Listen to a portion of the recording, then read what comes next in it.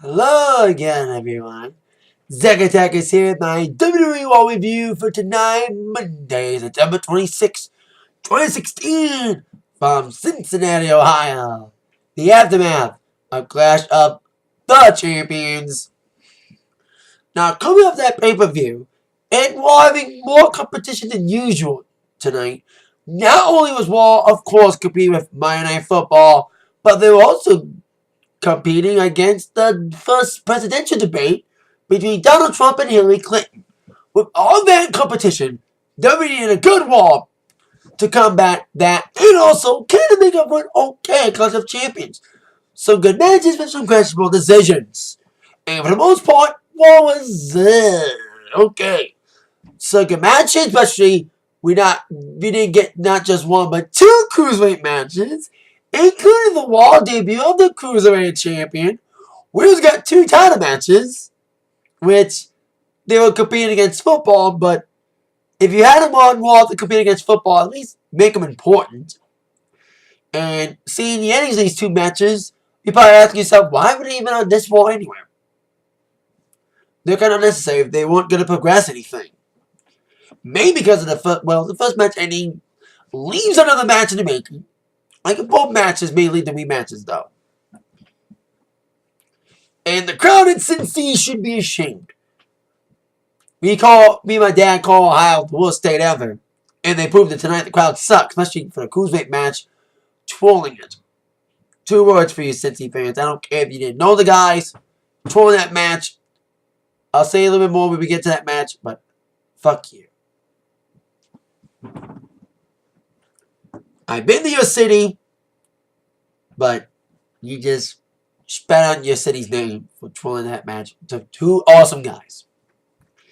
Before I get to that and other things, let's get down to business. We actually began Raw with a match tonight. Not often we get a match to begin Raw, even if that match just happens to be a Woman Reigns match. The rematch between him and Rusev, the first of 2 Clash of Champion rematches. Whereas, like I mentioned, seeing the endings of these 2 matches, if they were there to hype up football, why were they even on to begin with if they weren't going to progress anything? Especially the way this match ended between Rusev and Reigns. A lot of them getting involved again, but Reigns saw that coming. She didn't get cheating or thrown out like she did last night. But the match itself, it was like the same as the Clash of Champions pay-per-view, with an even more screwier ending. With a purpose. Probably. This is an okay match. Like these guys are kind of slow. Not the best technical guys who want to try to make the best out of their lack of agility and movability, despite some nasty insecurities from Rusev, and trying to crush Reigns into regaining his U.S. Championship. And there was some cheers for Reigns. Not much boos. Not as much of a smart crowd.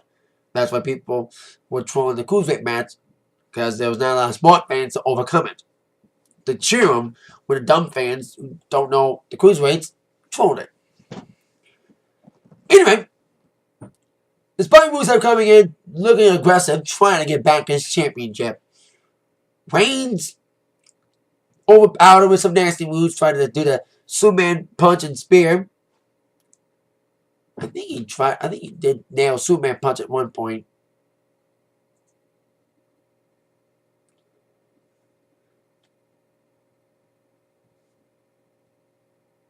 He got it. He tried it many times. He didn't land it.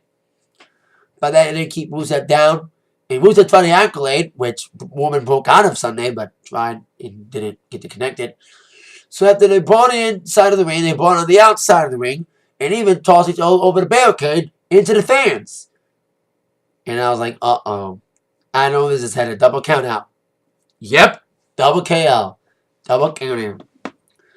So they brought it all over the arena, bringing it back to the ringside area when Rusev grabbed the chair, slammed it across the back of Reigns until Reigns got him back in and speared his ass and grabbed the chair for a bit. Thought about using it, but then sat atop of Rusev's broken body. But then as Reigns was sitting there in that chair, he's like, fuck it, I'm going to use it. A lot of fans were chanting, yes, use the chair. But when he sat, people were booing it. But when he picked up that chair again, he didn't use it as a weapon. Yay! Gonna cheer him just because he used the chair. So I guess the feud will continue. It probably lead towards a match at Hell in a Cell. Here's my advice. I don't think this match should be in Hell in a Cell. I would love to see Rollins, if he's medically cleared, with his broken ribs, because he wasn't medically cleared tonight, to wrestle Kevin Owens inside Hell in a Cell. That's what I like to see. Be the main event. We're probably gonna get. We always get like an average of like maybe 2 or 3 Hell in a Cell matches during that pay-per-view. Maybe one too many. Because always one match is better than the other. When you have like a pay-per-view with 2 stipulation matches of the same kind, like when there was 2 Money in the Bank ladder matches, when the brand split was going in, which that could happen again now. You know, Money in the Bank pay-per-view could be multi-branded and have 2 Money in the Bank matches again. There's one match that's always better than the other. And that's what could happen. Hell in a Cell. It happened last year, too. Reigns' match against Wyatt was okay. But then Lesnar and Taker, I make fun of Lesnar all I want. But that match with him and Taker was awesome. It was bloody. It was great. It was one of the better Lesnar matches. Instead of the ones he's been having lately. So, there you go. Rusev, Reigns continues their feud. Probably going to go to match at Hell in a Cell, but not in it.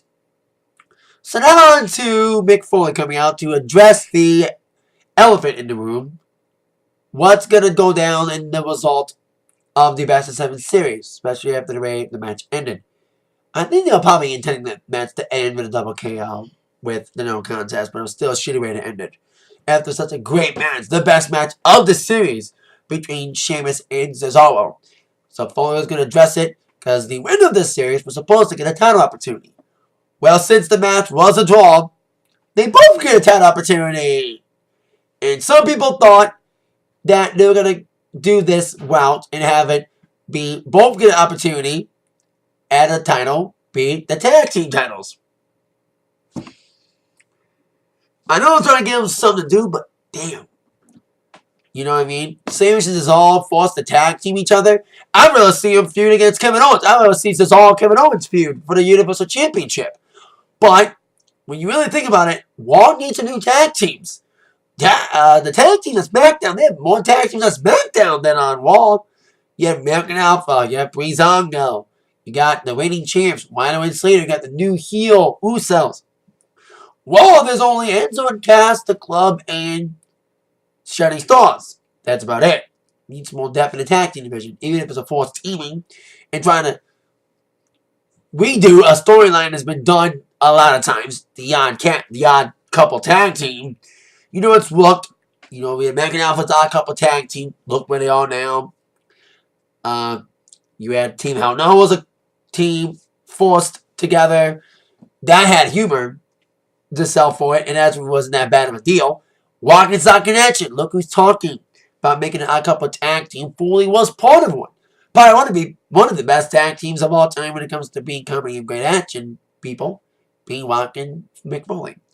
They're trying to recapture with Sheamus and Cesaro trying to be the odd couple tag team. We'll see if it works or not.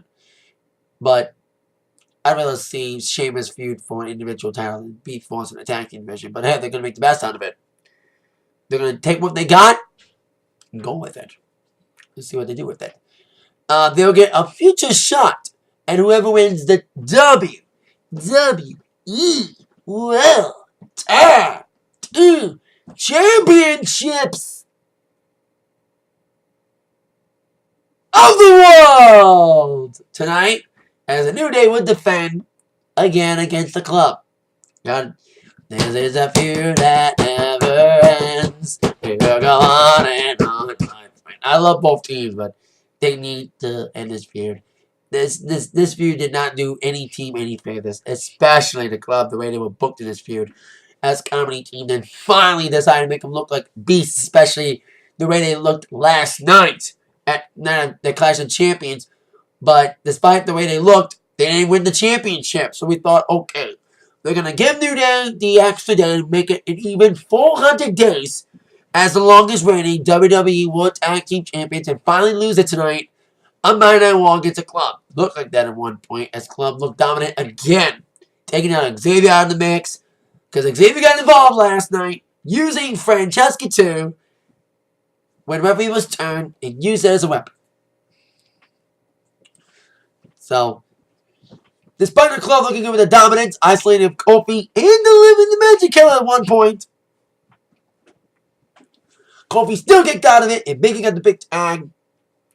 Big move from Biggie, but then he was taken out for a bit. But then Kofi got nailed a couple. This was a nasty spot. Biggie got nailed against the post. But then Kofi got nailed against the steel steps. And started bleeding. And it wasn't just a little cut. It was like Attitude Era bleeding. Like his face was really cut up, man. Of course, referee put on the gloves. They got in and stopped the match. The match went going. Despite blood dripping down his face, Kofi went back in to continue the match. Nailed the Trumpet Paradise of Carl Anderson. After Gallows got knocked off. 1, 2, 3. New Day retains. Wow. Are they going to hold the championship just so either A turn heel or, again, because they were good heels, or B, lose to Cesaro and Sheamus? They might be heading in that direction because we did see Cesaro and Sheamus wrestle later on against the Jabba team. Despite some miscommunication and blind tagging, they did pick up the victory in that squashing match. Because I think Cesaro did the neutralizer, and then Sheamus delivered a bro kick to a guy, as Sheamus did it as Cesaro was going for the neutralizer, and then Cesaro got the pin and victory. So, it could work. You know, if they did do it well, they could make the odd couple team work. See how it goes. And of course, they'll take on the New Day in a future date. Probably Hell in a Cell. It'll be like 435 days or something. Reign of New Day. So, there you go. I hope that the Club needs to go back to the drawing board, man. And try to redeem themselves. And the creative need to redeem them quickly. Because they're falling down. They're misusing the Club that they did at Ascension. Ascension, when they got misused, they never came back from the bad booking. They never came back from that bad booking decisions. And Club, I mean, headed down that direction. If they don't do something quick, the Club should be going back to New Japan sometime soon because they'll use them better than what WWE's doing for them right now. Ruining an awesome tag team. That should be a massive heel team. Like, WWE doesn't like to book heel teams. Like I said, the Ascension's the perfect example of misusing a great heel tag team that should be monster heels, but they fucking misuse them. And Club, they need to do something quick before they go down the drain too.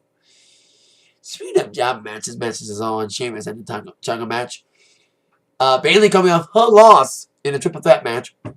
She's now a woman floundering in the main roster, like the Club arm, as she took on Annie Fields. Quick squasher, not much to talk about. Bayley came back to good offense, the big spears in the corner. Bayley barely 1, 2, 3, quick match victory for Bayley, trying to get some momentum on her side, even though she probably has no more competition now that Charlotte is feuding with Sasha one-on-one again. Bayley's now left out again. Probably maybe match up with Nia Jax again, like they did in NXT. Especially now Nia Jax needs some better competition. The best competition is Bayley. I know Nia's lost to Bayley a couple times, but it could be good for both women. Or also, Emma's returning soon. That could be a good feud for Bayley to do. And also, Paige might be coming back if they do bring her back. If she doesn't leave the company by the end of October. Because she's back from her suspension. We haven't seen Eva Marie back either. Because she's supposed to come back soon from her suspension. She still hasn't made her in-ring debut yet. Still holding it off. So, there you go. Now, on to the first of the two Cruiserweight matches tonight. We had a Cruiserweight tag. We have Cedric Alexander teaming up with Rich Swann against the debuting on Raw, Lindsay Dorado, and Drew Gulak. We didn't see, because we saw last week the two other guys. We see Brian Kendrick and also Grand Metalik. We didn't see them tonight. We got two new guys making their Raw debut. And it was a very fun tag team match. We had more higher spots than we did during the match between TJ Perkins and Brian Kendrick last night. It was a fun match. The crowd cricketed during their entrances. You know, proving why they were going to tour the next match later. But they were kind of popping during the match. But for the most part, the crowd going to suck for the entrances. Great spots, great action from all four guys. All four guys had a chance to shine. And I love them keeping the handshake thing like they did during the CWC. I did like that. They're still doing that. They're keeping some things. And they're keeping the Purple Ropes. They now have the Purple Ropes for the Cruiserweight division. And they have like a little Cruiserweight mat they use now. So for every Cruiserweight match, you're going to see Purple Ropes. Purple Ropes. Purple Ropes. Sorry. Had to do it. Love you, Prince. Anyway. Both teams look well, with Dorado doing some big Hurricanrana moves. There was even a great exchange between Dorado and Swan, doing like Hurricanrana moves, both on their feet. That was a great exchange to begin. Like the Swan dancing gimmick, I love it though. You know, hopefully it gets over more crowds that will actually cheer him. Like I know they don't cheer because they don't know him yet, but come on, even if you don't know him, you gotta appreciate the wrestling. You see the wrestling, you gotta pop for it. Because it's high-flying moves. You need some excitement in the show. And then fucking throw it, like the next Cruiserweight match. I'll get to that later.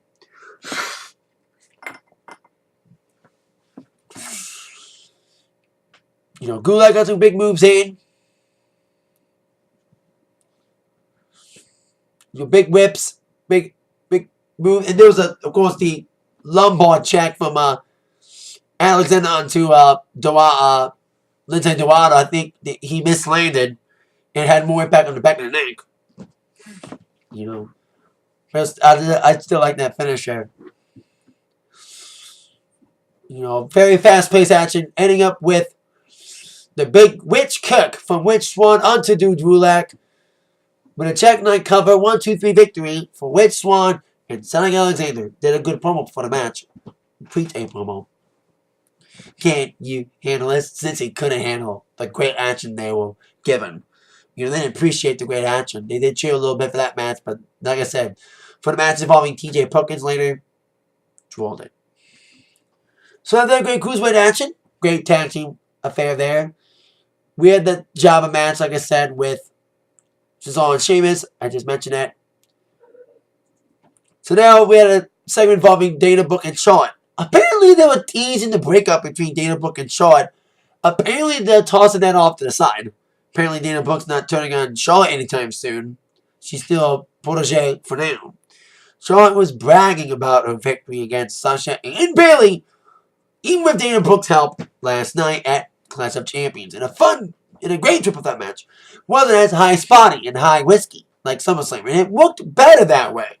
You know, I do like high whiskey spots, but not too much of it. We saw the cons of that at SummerSlam. Charlotte's best mic work here. I've seen best mic work for recently, and it's like the best mic work in a while.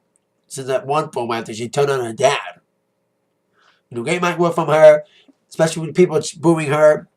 It got booed even more after Sasha Banks came out, wanting her one-on-one rematch, the match we were supposed to get at Clash of Champions, until Bayley got tossed in last minute. And we are going to get that one-on-one Sasha-Charlotte match next week for the Women's Championship on Monday Night Raw. Now, the last time they were on Monday Night Raw, we all know what happened. The match was fucking phenomenal. I was marking out because I've been applauding these two women for so long to have an awesome match on the main roster, and they got it. An awesome match on Monday Night Raw where magic repeat itself. And if WWE wants to get this right, these two should be the main event of Raw. They deserve the main event because the last time they wrestled on Raw, it was the best match of the fucking night. So they should be the main event.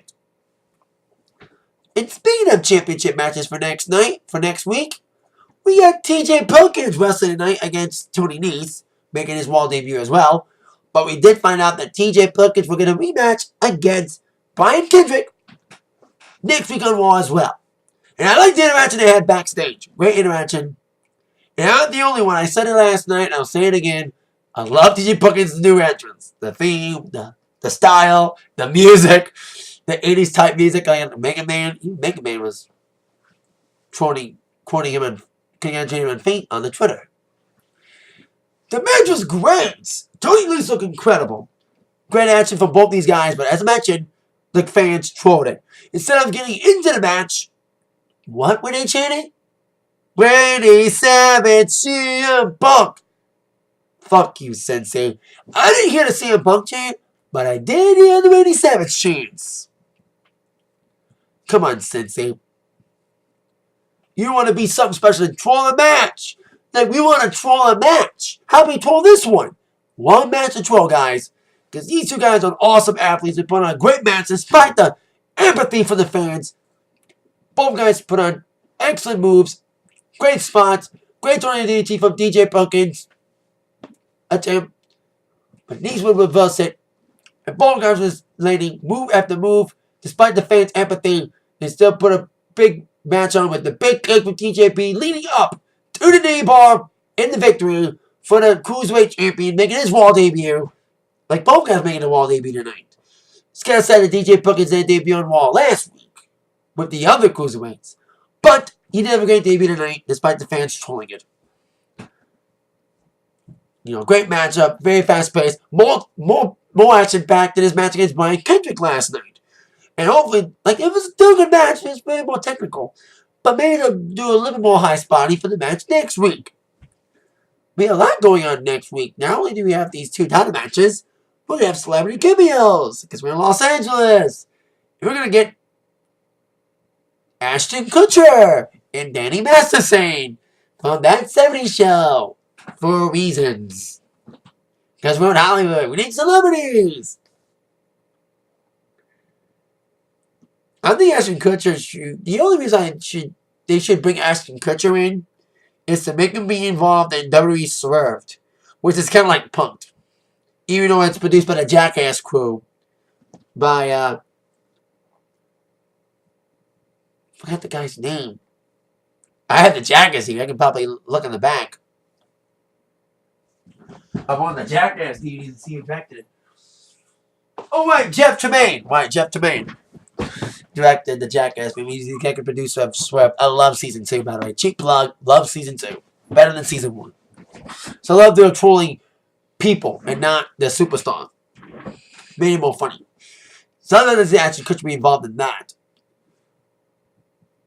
And their appearance was made and they trolled Chris Jericho, plotting his bestie, the Universal Champion Kevin Owens, who was on the highlight reel. Supposed to be on a few weeks ago, but then Sami Zayn was in, leading up to the OK match at Clash of the Champions last night. So Jericho was applauding Owens. He helped, by the way. The interference we didn't think would happen. Should have been Triple H. But he called out Kevin Owens to the ring, applauding his victory with the help of Jericho. Say that I should be wearing a suit right now, but since he doesn't deserve it. About Rollins, that you've been injuring people like Sting and Finn Balor, guess what? You got injured too. Despite not being cleared, Rollins did appear on Raw. And despite being beheaded by Mick Foley, Steph did come out to the ring, try to start a fight, but was held up by security and Mick Foley, who was told by Stephanie to hold Seth Rollins back. I could see a turn here. Stephanie, I mentioned in my review of Clash of Champions last night, the look in her eyes after she sent the referee in. She is kind of like a Triple H. The Authority's back. Here we go. This again. I don't want to see a full-on Authority reunion. And if they do, don't let them hog the whole show like they did when it was bad. And if the Authority does come back full strength, she would be saying, "Victory for SmackDown!" Anywho, so after Seth Rollins was tossed out, we were thinking to ourselves, well, Rollins was thrown out. And we're looking at the clock. What's the main event tonight? There wasn't a main event set. We thought the highlight would be the last thing. and it was the last thing, to set up the main event. Enzo and Cass came out. Now, these two have not had a SummerSlam rematch. We've had 2 Clash of the Champions rematches, and then we have a SummerSlam rematch between Enzo and Cass and JRKL. Yeah, they're fucking using that name again. And they decided to call Sheamus and Cesaro Shamesall. It'd be worse than seeing the club attempt to do comedy. Then, that name would be as bad if they decided to call the team Shamesall.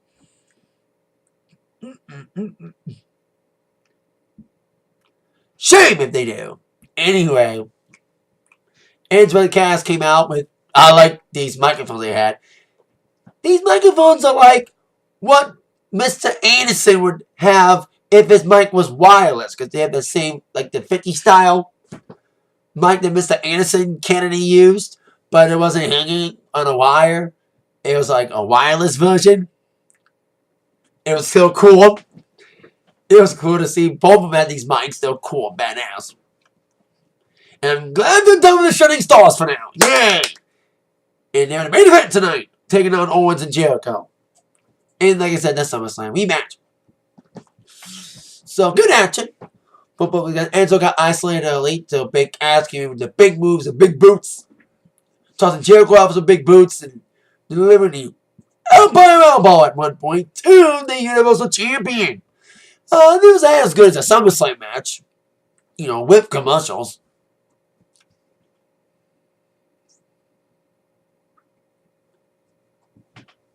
So despite Enzo and Cass trying to go off some big moves, especially with Enzo flying a little bit, Jericho and KO got back in the game. Honestly, Big Cass and Owens tried to deliver the cannonball a couple times and missed. And I love that KO made fun of Enzo's dance again. He did it at SummerSlam. Like Enzo, I don't know if you can see me. He's like when Enzo kicks his legs. KO did it at SummerSlam. It was funny then. It was funny now when he did it again tonight. That's why KO knows is such a badass, despite the way he won on Sunday. Still a fan of KO. More shit than my review of last week and last night. I watched it in between. You probably noticed it shrunk a little since I last watched. This happened. Like anyone who's bought shirts from WWE, I'm sorry to go off topic here, but if anyone that has bought a shirt from WWE shop, it just me all the shirts shrink every time. I experience that every time I buy a shirt from WWEshop.com. They appear big, then you wash and they shrink. Or was it just me? So back to the main event for a second. So I to go off topic and give an independent cheap plug to WWEshop.com. Then Joker came back in after KO got some big moves in. Joker did a lion salt and Enzo blocked it. And then tried to set up the Bada Boom Shakalaka at one point to Kevin Owens. And that was, of course, after the Empire Elbow from Big Cass and Joker got in, knocking Big Cass over. And then Enzo got fed to Kevin Owens, who delivered a powerbomb to him, not pop-up, but just a powerbomb. And the 1-2-3 victory for Jericho. Jericho and Owens got the victory. Now, I thought we were going to see a sneak attack from Seth Rollins. He's going to come back in.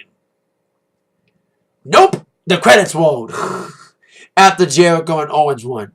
They got the hand raised, and everybody could have been a bumped ending. So I thought we were going to see a Rollins sneak attack. I seriously thought we were going to see that. But they didn't. So all ended with the champ stating, at least it was, well, I think there's a couple reasons why Rollins was not physically active. One, he wasn't medically cleared at all to compete or get physical at all because of his injured ribs. Made to get more analysis on the injury before he gets back in there. And also, at least we have a wall with the champion standing tall. Last week, Rollins stood tall after he laid everybody out in the steel cage. But tonight, Kevin Owens stood tall with his bestie, Chris Jericho, after the victory against Enzo and Cass. It was cool to see Enzo and Cass in the main event. At least that's the best booking they've done in trying to make up for the fact they've been a shitty feud with the Shining Stars. And that's And that's why we need more tag teams on Raw, even if we are getting that in the form of a makeshift team of Cesaro and Sheamus now. So there you go. Okay, Raw, so decent matches, especially the Cruiserweight matches, were the best matches again. For the second week in Raw, despite the fans trolling it. Hopefully LA's better to them next week. And that is it for my Raw review for today. Thank you so much for watching. With that in mind, you've all been attacked by the review from Zach. See you later.